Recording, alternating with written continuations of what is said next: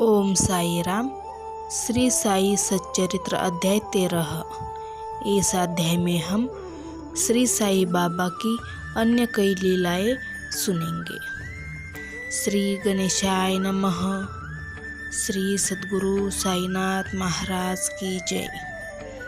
माया की अभेद शक्ति। बाबा के शब्द सदैव संक्षिप्त है, अर्थपूर्ण, गूढ़ तथा समतोल रहते थे। वे सदा निश्चित और निर्भय रहते थे। उनका कथन था कि मैं फकीर हूँ, न तो मेरा घर द्वार है। सब चिंताओं का त्याग कर मैं एक ही स्थान पर रहता हूँ। फिर भी माया मुझे कष्ट पहुँचाया करती है।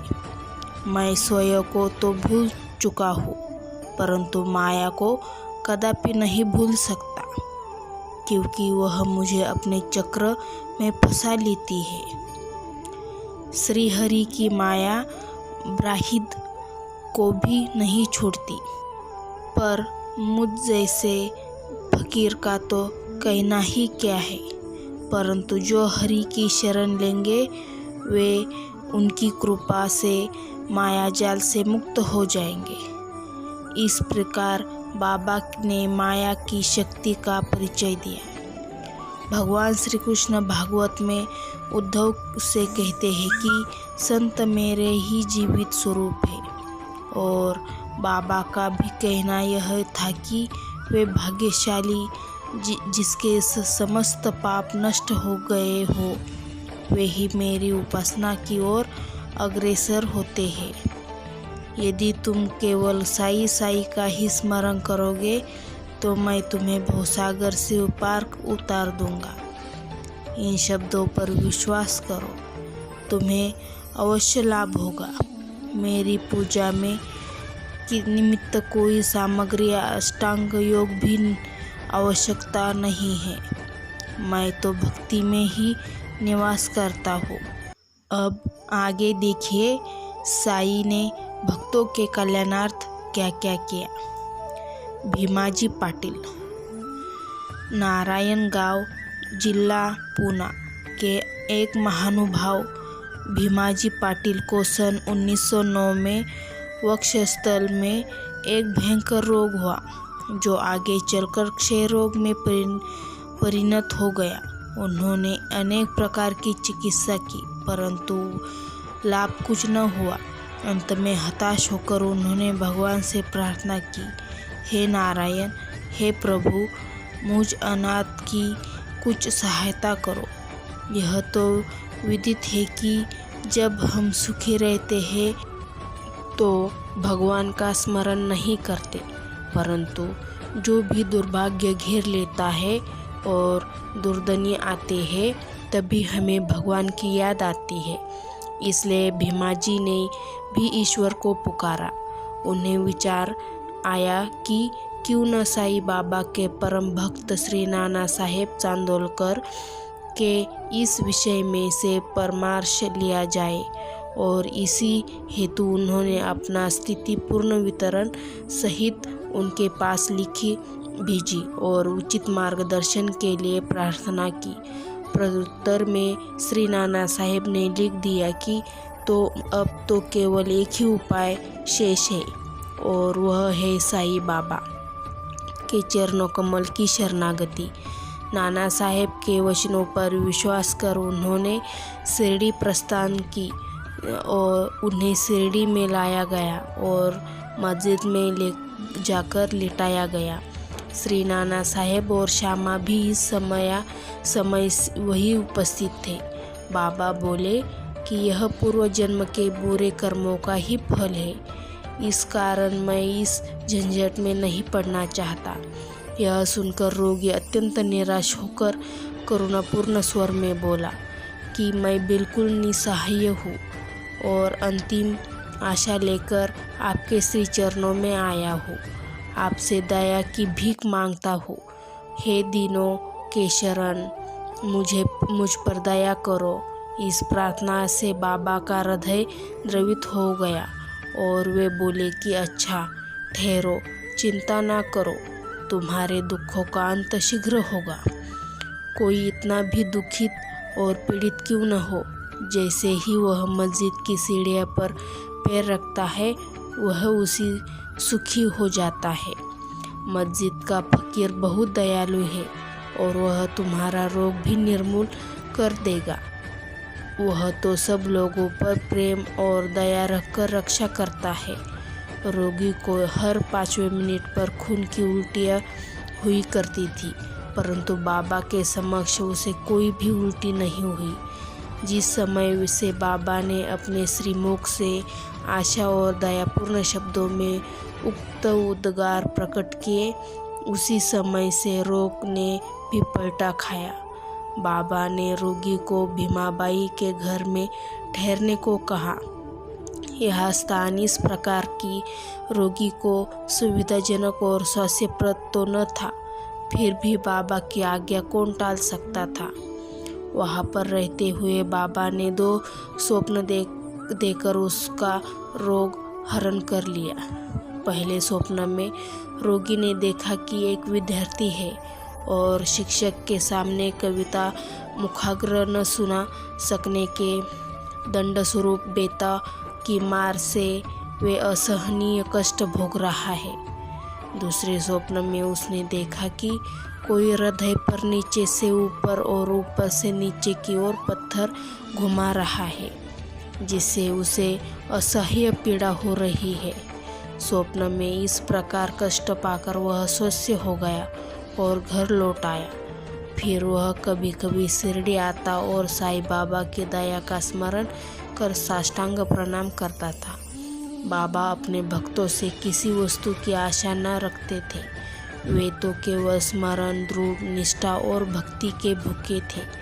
महाराष्ट्र के लोग प्रतिपक्ष या प्रतिमास सदैव सत्यनारायण का व्रत किया करते हैं, परंतु अपने गांव पहुंचने पर भीमाजी पाटिल ने सत्यनारायण व्रत के स्थान पर एक नया ही सत्यसाई व्रत प्रारंभ कर दिया।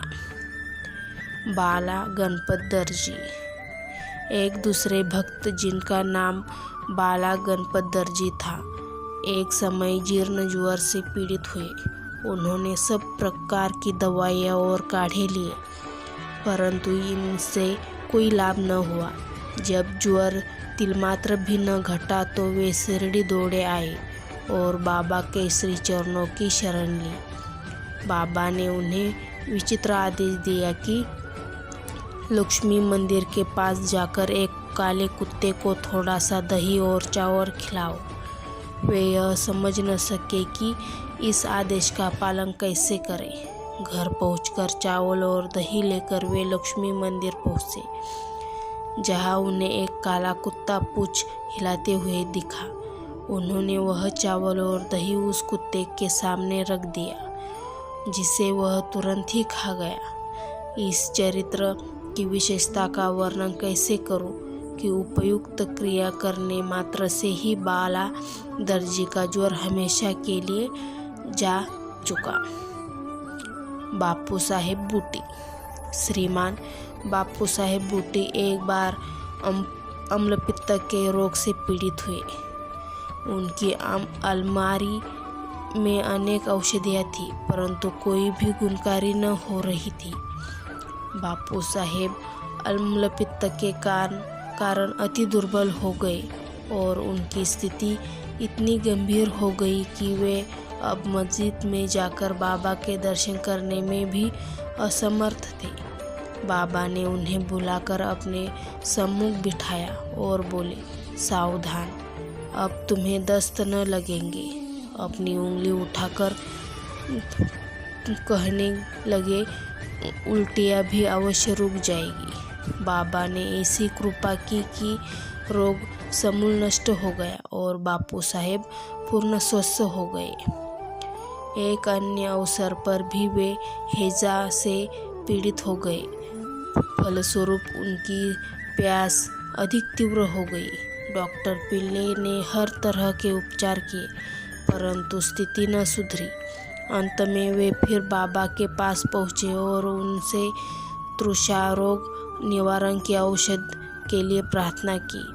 उनकी प्रार्थना सुनकर बाबा ने उन्हें मीठे दूध में उबाला हुआ बादाम, अखरोट और पिस्ते का काढ़ा पियो, ऐसा कहकर यह औषधि बता दी। दूसरा डॉक्टर या हकीम बाबा की बतलाई हुई इस औषधि को प्राणघातक ही समझता, परंतु बाबा की आज्ञा का पालन करने से यह रोगनाशक सिद्ध हुई और आश्चर्य की बात है कि रोग समूल नष्ट हो गया। आलंदी के स्वामी। आलंदी के स्वामी बाबा के दर्शनार्थ शिरडी पधारे। उनके कान में असह्य पीड़ा थी, जिससे कारण उन्हें एक पल भी विश्राम करना दुष्कर था। उनकी शल्य चिकित्सा भी हो चुकी थी, फिर भी स्थिति में कोई विशेष परिवर्तन न हुआ था। दर्द भी अधिक था। वे किंकर्तव्य विमुख होकर वापस लौटने के लिए बाबा के अनुमति मांगने गए। यह देखकर श्यामा ने बाबा से प्रार्थना की कि स्वामी के कान में अधिक पीड़ा है, आप इन पर कृपा करो। बाबा आश्वासन देकर बोले, अल्लाह अच्छा करेगा।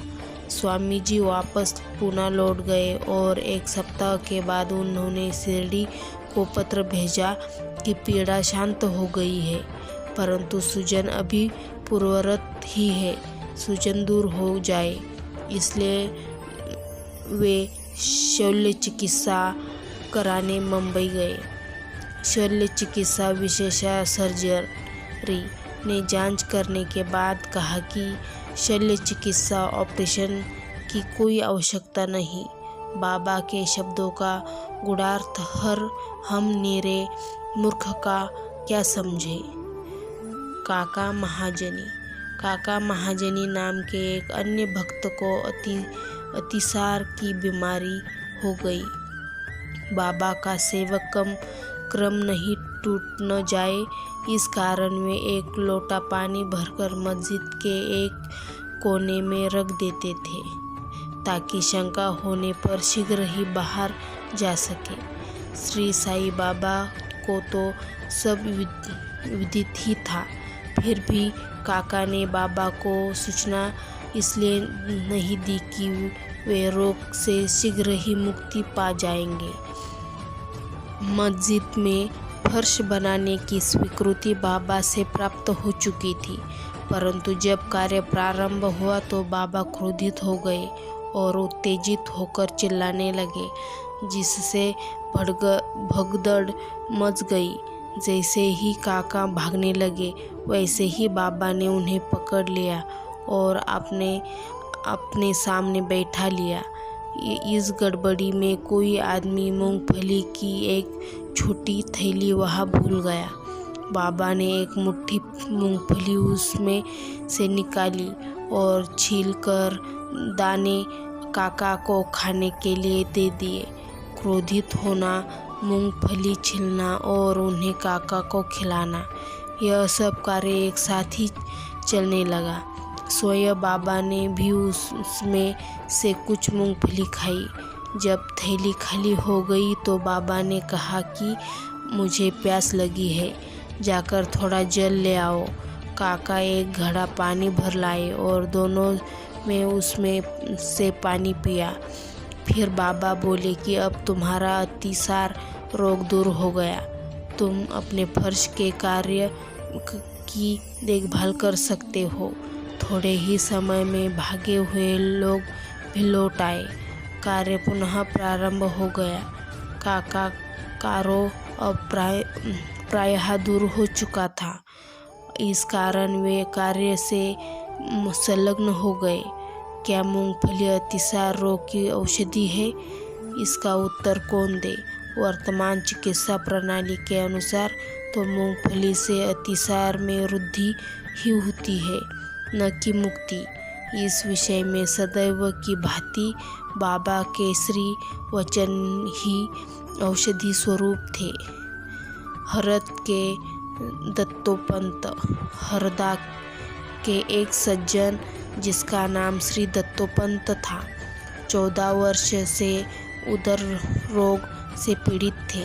किसी भी औषधि से उन्हें लाभ न हुआ। अचानक कहीं से बाबा की कीर्ति उनके कानों पर पड़ी कि उनकी दृष्टि मात्र से ही रोगी स्वस्थ हो जाते हैं। अंत में वे भी भाग कर शिरडी आए और बाबा के चरणों की शरण ली। बाबा ने प्रेम दृष्टि से उनकी ओर देखकर आशीर्वाद देकर अपना वरद हस्त उनके मस्तक पर रखा। आशीष और उदी प्राप्त कर वे स्वस्थ हो गए तथा भविष्य में फिर कोई हुड़ा न हुई। इस तरह के निम्नलिखित 3 चमत्कार इस अध्याय के अंत में टिप्पणियां में दिए गए हैं। माधवराव देशपांडे बवासीर रोग से पीड़ित थे। बाबा की आज्ञानुसार सेनामुखी का काढ़ा सेवन करने से वे निरोगी हो गए। 2 वर्ष पश्चात उन्हें पुनः वही पीड़ा उत्पन्न हुई। बाबा से बिना परामर्श लिए वे उसी काढ़े का सेवन करने लगे। परिणाम यह हुआ कि रोग अधिक बढ़ गया, परंतु बाद में वे बाबा की कृपा से शीघ्र ही ठीक हो गया। काका महाजनी के बड़े भाई गंगाधर पंत को कुछ वर्षों से सदैव उदर में पीड़ा बनी रही थी।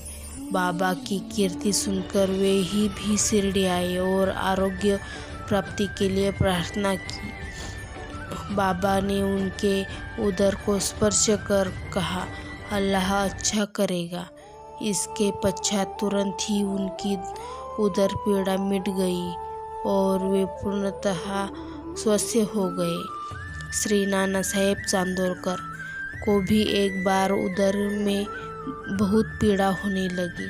वे रात दिन मछली के समान तड़पने लगे। डॉक्टर ने अनेक उपचार किए, परंतु कोई परिणाम न निकला। अंत में वे बाबा की शरण में आए। बाबा ने उन्हें घी के साथ बर्फी खाने की आज्ञा की। इस औषधि के सेवन से वे पूर्ण स्वस्थ हो गए। इन सब कथाओं से यही प्रतीत होता है कि सच्ची औषधि जिससे अनेकों को स्वास्थ्य लाभ हुआ, वह बाबा के लिए केवल श्रीमुख से उच्चारित वचनों एवं उनकी कृपा का ही प्रभाव था। श्री सद्गुरु साईनाथार्पणमस्तु। शुभम भवतु। ओम साई राम। वीडियो अच्छा लगा तो लाइक और सब्सक्राइब जरूर करना।